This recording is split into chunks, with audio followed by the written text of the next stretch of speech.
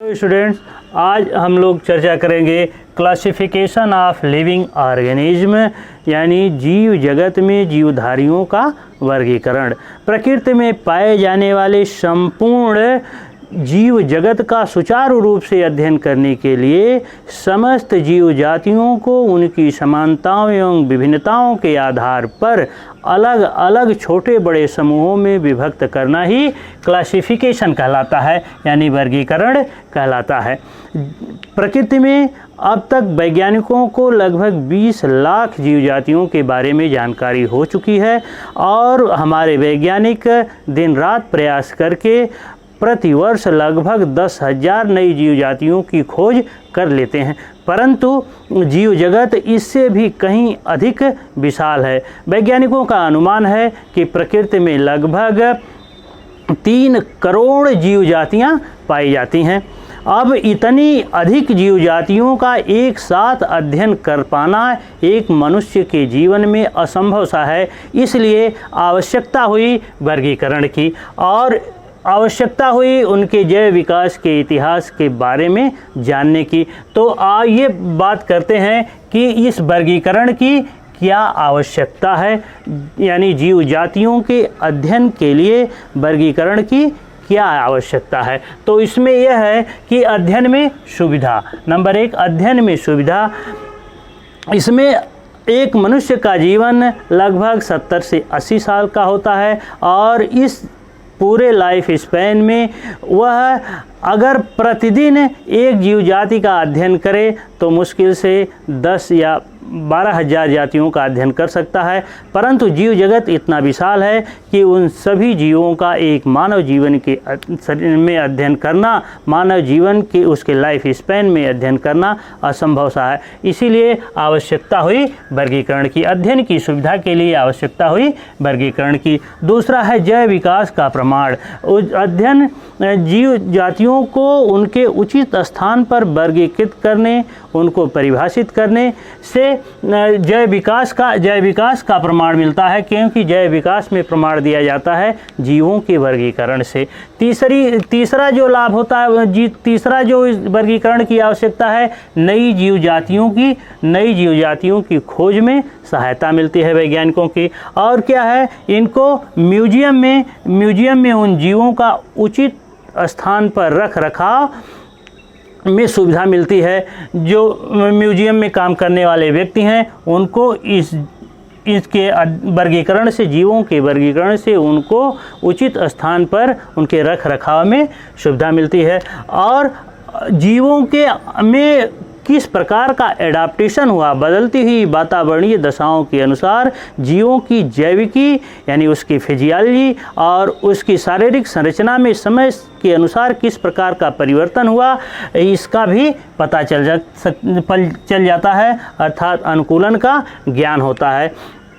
तो इस तरह से यह जो वर्गीकरण है उससे इन बिंदुओं पर, जैसा कि हमने आपको बताया कि अध्ययन में सुविधा होती है, जैव विकास का प्रमाण मिलता है, नई जीव जातियों की खोज में सुविधा होती है और म्यूजियम में रख रखाव में आसानी होती है और उनके अनुकूलन का ज्ञान होता है। अब ज़रूरत है आगे अध्ययन करने की कि किस तरह से इन जीवों को अध्ययन किया जाए और किस तरह से उन जीवों का एक सिस्टम के तहत उनका वर्गीकरण किया जाए। इसके लिए समय के अनुसार इस 3 तरह की प्रणाली का विकास हुआ। Number 1 artificial system of classification, number 2 natural system of classification, number 3 phylogenetic system of classification. Artificial system of classification में जंतुओं को उनके रूप, रंग, आकार, आकृति, वासस्थान एवं उनकी उपयोगिता, विशेषकर मनुष्य के लिए उपयोगिता के आधार पर वर्गीकृत किया जाता है। जैसे जल में पाए जाने वाले जितने भी जंतु होते हैं सबको एक्वेटिक कहा जाता है, परंतु स्थल पर पाए जाने वाले जंतुओं को टेरेस्ट्रियल कहते हैं, टेरेस्ट्रियल एनिमल कहा जाता है। इसी तरह से वायु में जितने भी जीव पाए जाते हैं, जैसे विशेषकर पक्षियाँ और कीट वायु में उड़ते हैं, उन सभी को एरियल एनिमल कहा जाता है। इसी तरह से भूमि में जो बिल बनाकर रहने वाले जीव हैं उनको बरोइंग एनिमल कहा जाता है। ऐसे जीव जो दूसरे जीवों से अपना पोषण करते हैं उनको पैरासाइटिक एनिमल कहा जाता है, पैरासाइटिक एनिमल्स कहा जाता है। परंतु ऐसे जीव जो दूसरे जीवों के उत्सर्जी पदार्थों या जंतुओं और पौधों के मृत शरीर से अपना भोजन प्राप्त करते हैं उनको सैप्रोफाइट्स कहा जाता है या सैप्रोफाइटिक जीव कहा जाता है।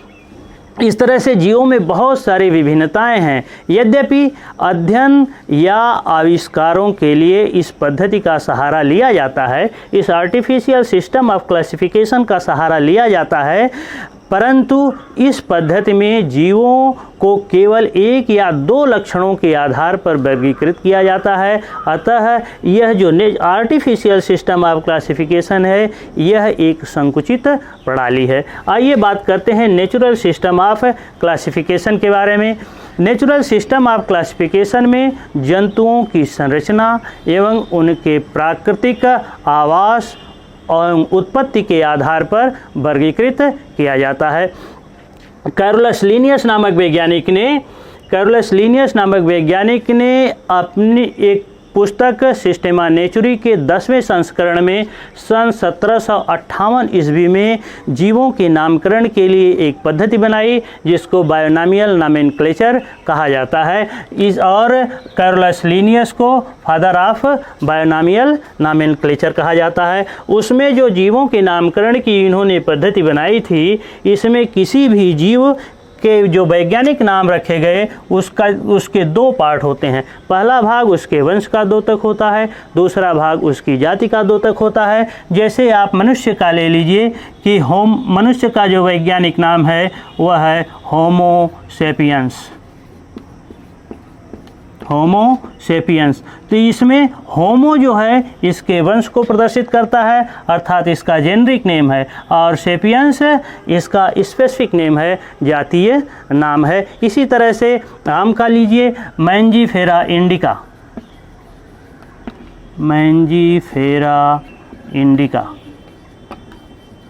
मैंजीफेरा इसके वंश का द्योतक होता है और इंडिका इसकी जाति का द्योतक होता है। तो चूंकि इस सिस्टम का विकास, इस प्रणाली का विकास कैरोलस लिनियस नामक वैज्ञानिक ने किया था, इसलिए कैरोलस लिनियस को फादर ऑफ बायोनॉमियल नोमेनक्लेचर कहा जाता है। इसी सिस्टम के विकास के साथ ही जीवों के वर्गीकरण की प्रणाली का सूत्रपात हुआ, उसकी जीवों के वर्गीकरण की आधुनिक प्रणाली का सूत्रपात हुआ। इसलिए कैरोलस लिनियस को फादर ऑफ मॉडर्न टैक्सोनॉमी यानी आधुनिक वर्गीकी का जनक भी कहा जाता है। आइए अब हम बात करते हैं फाइलोजेनेटिक सिस्टम ऑफ क्लासिफिकेशन के बारे में।